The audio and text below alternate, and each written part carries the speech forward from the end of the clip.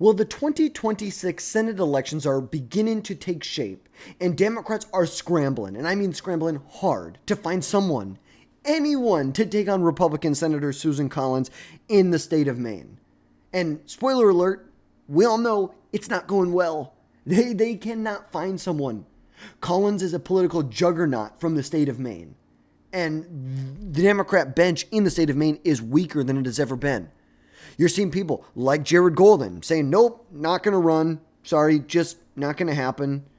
Shelley Pingree, who ran against Susan Collins back in 2002. Yep, nope, sorry. The best they have right now is Janet Mills. She's the best that they have. And she's like 77 or 78. She is term limited as the governor. But what, you're going to run and be senator for one term? And we've talked about this in our other videos. It's very difficult going from being a governor to a senator, where you go from the CEO to one of 100 in the Senate, and then you're like one out of like 538 or whatever the number is, 535 between the House of Representatives and the Senate. It is just not going good for the Democrats as of right now. Now, like we said, Susan Collins has been a Maine senator since 1997, and this will be Susan Collins' sixth term she will be running for, a historic sixth term. Like we said, elected all the way back in 1996. This is Bill Clinton's re-election year right here.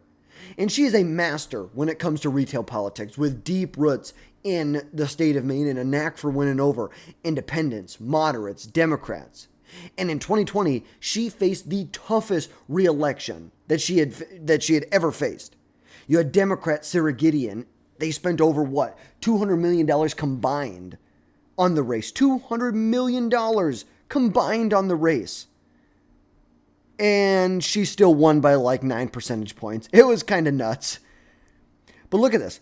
Almost every poll you're looking at here, every poll from the 4th of July till election date showed Susan Collins losing. Every single one. Every single one. Real Clear Politics had Gideon up in the aggregate, 6.5 points. 270 to win, had her up 3.8, or had her down 3.8. And she still won by almost 9 points. And Maine is a blue leaning state. Kamala Harris won it by, I think, a little under 7 points in 2020. Yeah, 6.9 percentage points Kamala Harris won. But Collins has consistently outperforms her own party in the state. She's the only Republican senator from the New England states and the only one to win a Biden state in 2020. And her moderate record, like voting against the ACA repeal, but also supporting tax cuts that Donald Trump passed in 2017. And she'll probably support this one big, beautiful bill, these tax cuts again in 2024. Or I should say 25, which makes her a tough target. She has crossover appeal in a state where ticket splitting is very much still a thing. These New England states very much are okay ticket splitting.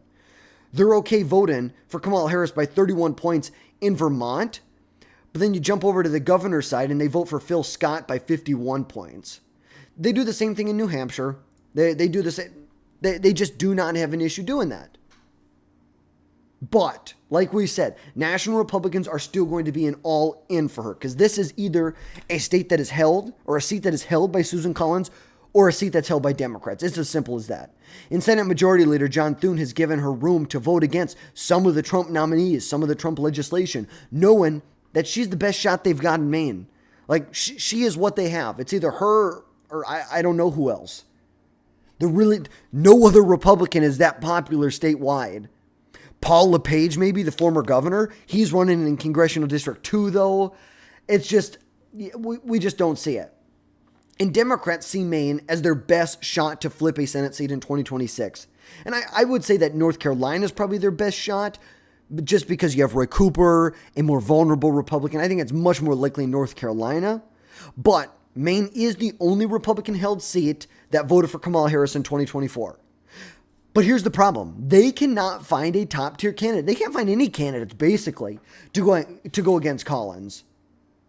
Like, the biggest hope they have is that Susan Collins retires, which she isn't.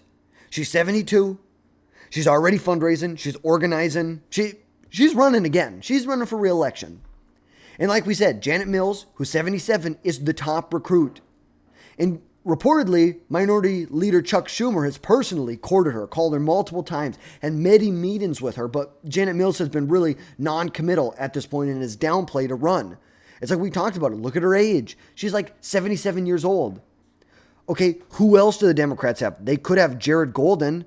Okay, here's the thing. Jared Golden used to work for Susan Collins back in like 2011, 2012. They had a very good personal relationship.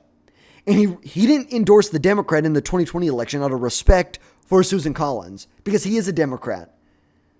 But plus, he's also focused on his extremely competitive House seat that he has to run in. Remember, this is a seat that Trump won by 9 points, but somehow Jared Golden sneaks out a half a point win in the same election.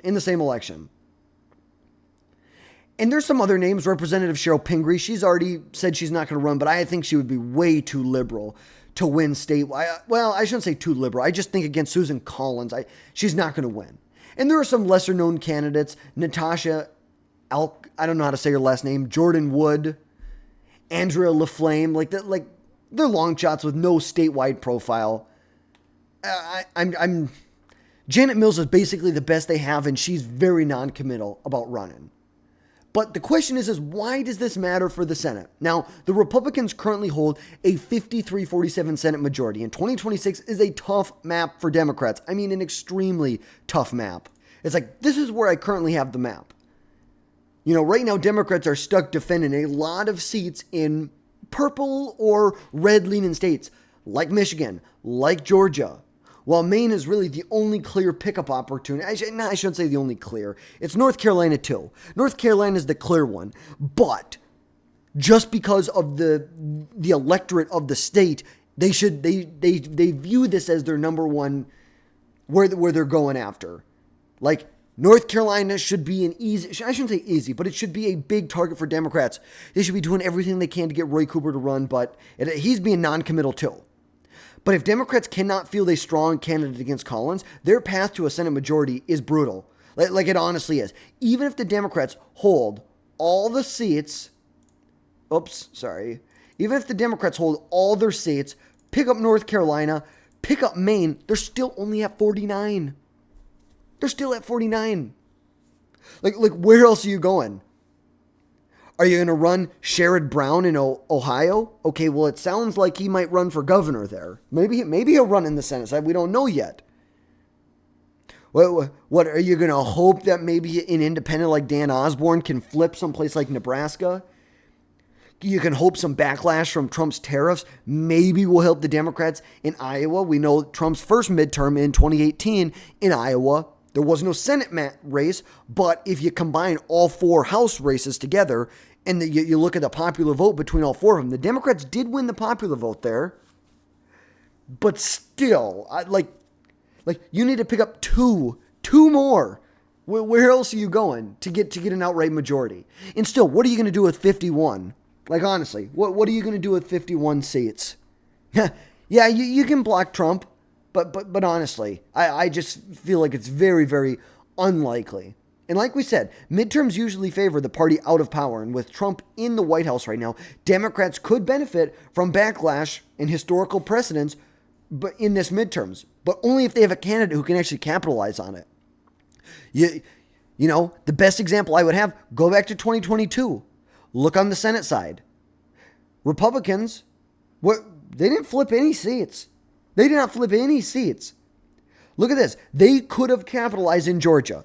Georgia, a state that voted for Brian Kemp. Look at this. Voted for Brian Kemp by 7 points. The Republicans couldn't field a good enough candidate on the Senate side. And Raphael Warnock wins by 3 percentage points. You need a candidate who can capitalize on it. And if you don't, you are going to get screwed. You're going to get screwed. Even in Biden's midterm.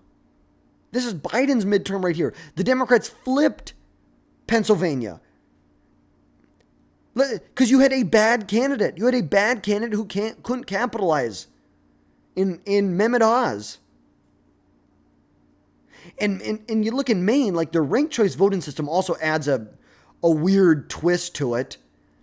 If no candidate gets 50%, the votes are redistributed, which this will probably help Collins in 2020. But if you have a strong Democrat, you might be able to consolidate a lot of anti-Collins votes, especially if it's unranked choice voting. But Maine Democrats are still stinging from the 2020 loss when Sarah Gideon showed that the polls can show her up by 7 points and then Collins sweeps in and wins by 9 points. The chick is resilient. You know, they lost despite hundreds of millions of dollars of spending in that state, which makes a lot of big names weary of taking her on. And you also look at the governor's race in 2026, which is open due to Janet Mills' term limited, which it splits the Democrat Party in Maine. So if there are ambitious Democrats, maybe they run for governor instead. A lot of people like being governor. You're the CEO, you're the executive of your state. You're not one of 100 of a body in Congress. You actually can get things done for your state. So it's like Collins' moderate image. You look, she's the head of the Appropriations Committee. She's got a lot of leverage here, and she brings a lot of federal dollars into Maine, which she can run on. She can run on that. And now some Democrats, you can bank on Trump's unpopularity, dragging Collins down, but she has distanced herself enough over the last 3 decades, even voting to convict him in a second impeachment, and then writing in Nikki Haley in 2024. Obviously, we're going to see what happens. But Maine Democrats are in deep shit for 2026. They're in deep, deep doo-doo. And Susan Collins is a proven winner, and their failure to recruit a top-tier candidate will doom them in 2026. Without someone like Jared Golden or Janet Mills, they're stuck with long shots who cannot match Collins' name recognition, crossover appeal, fundraising ability, power in D.C. And this race is going to be expensive regardless. But it's Collins' race to lose right now. So what do you think? Can Democrats pull it out? Can they pull it out of the hat? Or is Collins untouchable? Sixth time is not the charm for the Democrats apparently. Drop your thoughts down below in the comments. As always, let me know. I want to know what's going on. And as always, smash that subscribe button. Make sure you never miss another video from us again in the future. And folks, we will catch you next time.